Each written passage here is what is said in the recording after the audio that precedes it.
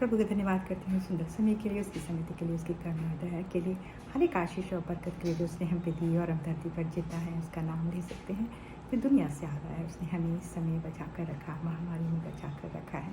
और हर परेशानी से उसने दूर रखा है और हमें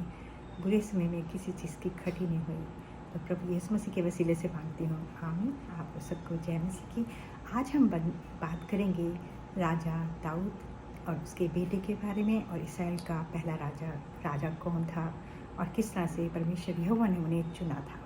तो अगर हम बाइबल को पढ़ते हैं तो वो ये बात दर्शाती है कि जब इसराइली लोग इसराइल देश में पहुंच गए जो परमेश्वर ने उनको दिया,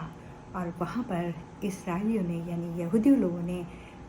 परमेश्वर के सामने अपनी दुहाई लगाई और चिल्लाए और कहने लगे हमें राजा चाहिए। और परमेश्वर यहोवा ने यहूदियों में से ही शाऊल नाम के लड़के को चुना और उसको चुना गया और उसका अभिषेक किया शमूएल नबी के द्वारा, और वो राजा बना। और शाऊल अपने बेटों के साथ हमेशा लड़ाई झगड़े ही फिलिस्तीनियों से करता रहा, युद्ध करता रहा, और एक दिन वो मारा गया। और उससे पहले राजा दाऊद के जो सिंहासन था उसके लिए परमेश्वर यहोवा ने दाऊद को चुना, और वो उस समय बहुत छोटा था और उसके पिता का नाम ईशे था और वो भेड़ बकरियां चराता था। लेकिन परमेश्वर को उसको एक बात बहुत पसंद आती है कि वो बहुत ही ईमानदारी से परमेश्वर का नाम लेता था और वीणा बजा कर परमेश्वर का नाच गाना हर जगह करता था। और बाइबल में लिखा है कि भेड़ बकरियां भी परमेश्वर यहोवा के गानों को सुनती थी, और उसने बड़े बड़े काम बचपन में करा, जैसे गोलियत को मारा, जैसे शेर और भेड़ियों को उसने नाश करा। उसकी जब भेड़ों में से एक खो जाती थी तो वो उनको भेड़ के मुंह से भी छीन लाता था और शेर के मुंह से भी छीन लाता था। और परमेश्वर को ये बात पसंद आती है और उसका अभिषेक किया जाता है शमूएल नबी के द्वारा, और उसको जो शाऊल के पास पहुंचा दिया जाता है। और वहाँ जाकर वो 13 साल तक शाऊल के सारे तौर तरीके सीखता है। और एकदम से परमेश्वर यहोवा ने उसको राजा नहीं बनाया, क्योंकि वो उस टाइम छोटा बच्चा था। और जब शाऊल मर जाता है, उसके बेटे मर जाते हैं, तब इसराइली लोग उसको चुनते हैं, और परमेश्वर ने उसे पहले भी ही चुना हुआ था और सारे तौर तरीके को सीख लेता है। और राजा दाऊद जो था वो हमेशा ही फिलिस्तीनियों को मारता रहा, और बाइबल में लिखा है कि वो हजारों की गिनती में मारता था और हर वक्त उसकी लड़ाई झगड़े चलते रहते थे। उसके पास बहुत सारी रानियां भी थीं, और उससे भी एक गलती हो जाती है कि जो उसका सैनिक था उसकी बीवी को वो नहाते हुए देख लेता है, उसका मन उस पर आ जाता है, उसको अपने घर में रख लेता है, और उससे एक बेटा भी पैदा होता है, और जिसके कारण उसके पास से पवित्र आत्मा चली जाती है। और वो बहुत उसके बाद जब बूढ़ा हो जाता है और बहुत उम्र हो जाती है तो वो चलने फिरने के लायक नहीं होता। और उसका और भी बहुत सारे बेटे थे, उनमें से एक बेटे ने, राजा दाऊद तो बिस्तर पर थे, और एक बेटे ने जाकर सब सेनापतियों को इकट्ठा करा, राजकुमारों को इकट्ठा करा और एक बहुत बड़ा जश्न बनाया, और वो राजा बनना चाहता था। और ये बात नातन नबी को सुनाई देती है, और उसकी जो राजा दाऊद की जो दासी थी उसका बेटे का नाम सुलेमान था, और राजा दाऊद ने पहले ही उससे वाचा बांधी थी कि मैं तेरे बाद तेरे बेटे सुलेमान को अपनी गद्दी दूंगा। और उस औरत का नाम बतशेबा था, और वो राजा के पास आती है और दंडवत करती है और कहती है कि राजा तू हमेशा जिंदा रहे और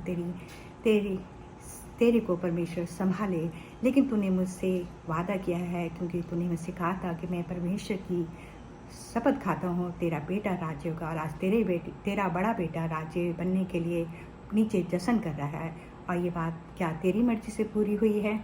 और उसी समय नातन नबी भी पहुंच जाता है और वो सारा हाल राजा को सुनाता है और कहता है कि वो आज राजा बनने जा रहा है। तो राजा कहते हैं नहीं, वो मेरी मर्जी से नहीं बन रहा है और ना ही मैंने उसको चुना है। मैंने तो वादा किया है कि मैं इसराइल पर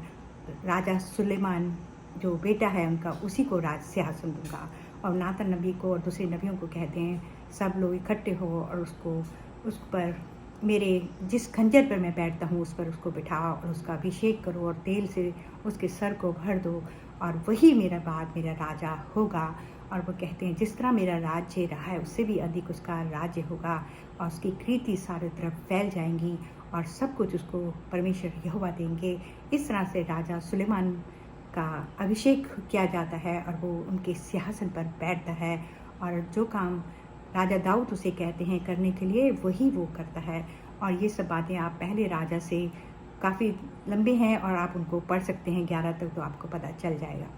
क्योंकि इस पढ़ने से समझ आती है और परमेश्वर की बड़ी इच्छा है कि आप उसके जो सच्चे वचन हैं उनको सुने और अपने मन को फिराएं और पापों से दूर रखें, और हमेशा की ज़िंदगी आपको वो देगा। तो राजा दाऊद जो थे वो बहुत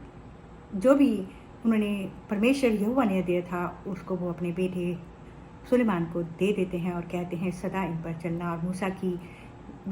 की दी हुई जो भी बातें हैं जो परमेश्वर ने उसे दी थी उसको मानना और उसके सारे वचनों को पूरा करना, और किसी के आगे दंडवत नहीं करना, ना अन्य जातियों में शादी करना। लेकिन यहाँ पर राजा दाऊद मर जाते हैं और सुलेमान उनकी जगह बैठता है और बहुत बड़े बड़े वो काम करता है। और एक दिन परमेश्वर यहोवा उसको दर्शन देते हैं और कहते हैं कि मैं तेरे पिता के साथ सदा रहा हूँ और हमेशा उसके साथ साथ चला हूँ, वैसे ही मैं तेरे साथ भी चलूँगा और मैं तुझसे खुश हूँ, मांग तुझे क्या चाहिए। तो राजा सुलेमान बादशाह कहते हैं मुझे कुछ नहीं चाहिए, मुझे ऐसा दिल दे जिसमें मैं तेरी प्रजा के लोगों का जो भी लड़ाई झगड़े हैं उसको निपटा सकूं, और मेरे दिल में उनके लिए बहुत ही प्रीति हो। और ये बात परमेश्वर यहोवा को बहुत अच्छी लगती है। वो कहता है तूने अपने लिए नहीं मांगा, ना धन दौलत मांगी, ना कुछ मांगा, तूने जो कुछ मांगा मेरी प्रजा इसराइल के लिए मांगा और तू उसका ख्याल रखता है, मैं तुझे सब कुछ दूंगा, यहाँ तक कि तेरे जैसे कोई राजा ना दुनिया में पैदा हुआ है ना होगा, और इतिहास में तेरा नाम होगा। इस तरह से राजा सुलेमान के पास सारी आशीष परमेश्वर की भी और उसके पिता की आ जाती है, और उससे दूर दूर के लोग मिलने आते हैं, और फिरौन बादशाह की बेटी भी उससे मिलने आती है, और उसकी कीर्ति जो थी चारों तरफ फैली भी थी, और वो उसको पसंद करने लगती हैं, और वो फिरौन बादशाह का दामाद बन जाता है। और जब फिरौन बादशाह की बेटी से शादी कर लेता है तो वो अपने साथ अपने भगवानों को भी लाती है और उनकी पूजा करती है। और राजा दाऊद के पास बाइबल में लिखा है कि 700 रानियाँ थीं और 300 दासियाँ भी थीं, यानी कि उसके पास बहुत सारी पत्नियाँ थीं, और राजा दाऊद चारों तरफ उनकी कीर्ति फैल गई थी और वो बहुत महान रहे। लेकिन जैसे जैसे वो शादियाँ करते जाते थे और उनके लिए मंदिर बनाते थे, और इस मंदिर को बनाने के लिए इसराइल की प्रजा बनाती थी और वो उनको भी दुख देते थे, जो बात परमेश्वर को पसंद नहीं आई। और उस राजा सुलेमान ने परमेश्वर यहोवा के पीछे चलना छोड़ दिया, और अपनी पत्नियों को खुश करने के लिए उसने बहुत सारी मंदिर बनाए, और उन लड़कियों ने जो भी उनकी रानी बनती थी उन्होंने पूजा पाठ करी, और राजा सुलेमान ने भी उनका साथ दिया। और ये बात परमेश्वर को पसंद नहीं आती है। और जबकि इसराइलियों के लिए एक मशहूर है कि वो अन्य जातियों में शादी नहीं करते हैं, और उन्हें राजा सुलेमान बादशाह ने परमेश्वर ने उन्हें सब कुछ दिया, यहाँ तक कि उनको किसी चीज़ की कमी नहीं थी, और दुनिया के देश उनके लिए भेंट लेकर आते थे, और उनको सोना चांदी की भी कमी नहीं थी। और इनकी एक गलती के कारण राजा दाऊद से तो परमेश्वर उन्होंने किसी सैनिक की औरत से शादी करी थी, उससे गुस्सा थे, और सुलेमान से इसलिए गुस्सा होते हैं क्योंकि उन्होंने अन्य जातियों में शादी करी और उनके लिए मंदिर बनाए, और उन्होंने अपनी जितनी देवी देवताओं की थे उनके पास उनकी पूजा करी, उसके लिए उन्होंने मना नहीं किया। और फिर नातन नबी के द्वारा वो तो अभिषेक हुए थे, और फिर दोबारा से नातन नबी आते हैं, उनको संदेश देते हैं कि तेरे लिए परमेश्वर का कोई संदेश है और तूने गलत काम किया है। तूने परमेश्वर का भवन भी राजा सुलेमान ने बनाया, उनके पिता ने नहीं बनाया, और बहुत सुंदर बनाया जो आज टूटा हुआ है। और आज भी यहूदी लोग उसके पास जाके दीवार पर अपनी मन्नतें मांगते हैं और परमेश्वर की दुहाई लगाते हैं। और राजा सुलेमान ने अच्छे अच्छे काम भी किए, लेकिन उनकी इस छोटी सी गलती के कारण उनका जो राज्य है वो सदा बना नहीं रहता है। फिर परमेश्वर यहोवा उनको आदेश देते हैं, आकर कहते हैं कि जिस तरह तेरे परमेश्वर यहोवा ने तेरे पिता को संभाला और दाऊद को आशीष दी, और उसको दाऊद को एक सामान्य मनुष्य था जो ईशे का पुत्र था, और जब वो 18 साल का था तभी उसके लिए इसराइल के राजा के लिए उसको चुना था, और मैं सदा उसके साथ चला। लेकिन तेरी इस गलती के कारण मैं तुझसे राज्य छीन लूँगा, और मैं तुझे ये राज्य तेरा हमेशा के लिए नहीं रहेगा, लेकिन इस्राएल के 12 गोत्र में से यहूदा का जो गोत्र है वो तेरे बेटे को दिया जाएगा। और इस तरह से राजा सुलेमान बादशाह का पतन होता है, क्योंकि उन्होंने अन्य जातियों से शादी की और उनकी जो रानियां थी उनको खुश करने के लिए मंदिर बनाए, और जो इस्राएल की प्रजा थी उनको भी उसने दुख दिया बनाने के समय। और राजा दाऊद का भवन भी उन्होंने सबने बनाए, और उसकी जो कृति थी चारों तरफ फैल गई थी, और परमेश्वर यहोवा उससे गुस्सा हो गए थे। तो आप ये सब बातें बाइबल में से पढ़ सकती हैं,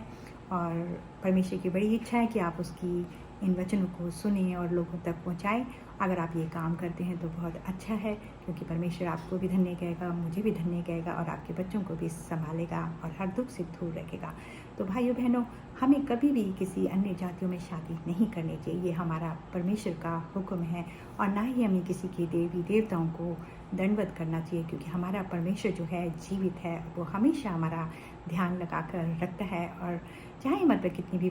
परेशानियाँ आए, लेकिन हमें परमेश्वर का नाम हमेशा लेना चाहिए और उसका धन्यवाद कि हमें बलि चढ़ानी चाहिए, क्योंकि आज इस समय में बलियों का कोई नहीं चढ़ाता है। आज परमेश्वर यहोवा से हम डायरेक्ट परमेश्वर के पुत्र के द्वारा हम उसके पास जा सकते हैं और उससे मांग सकते हैं। ये हमें आज़ादी मिली है और इससे बड़ी आज़ादी कोई नहीं है। और परमेश्वर सदा आपको संभाले और आपकी हर परेशानियों को दूर करे। आगे हम इसी के बारे में बात करेंगे। और ये राजा